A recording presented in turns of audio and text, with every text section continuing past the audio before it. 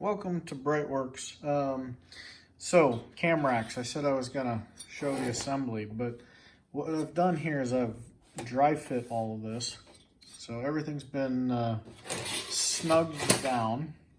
And one of the things we're looking for is, are all of our studs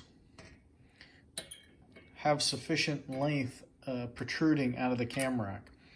So when you look down here, you kind of see that those are pretty short. So we know that we're going to use a wave washer on these. So if we measure our nut, it's 6.3 millimeters.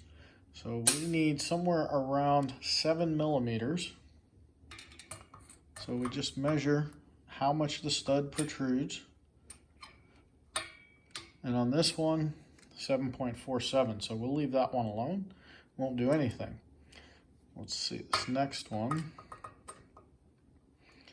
is 6.4. So we're gonna back that one out, that stud on that cylinder head. We'll back that out one turn. We wanna make sure we have plenty of protrusion. Now, why am I showing you this on a dry fit? Because when you discover that these studs don't protrude enough, and you've already got your 574 on there, it is quite a mess to try to clean up and fix at that point. So if you do it now, you can get in there, make sure that those studs are protruding far enough. So hopefully that saves you a little bit of having to redo and clean up a big mess. Thanks for watching. Check us out at BreitWerks.com.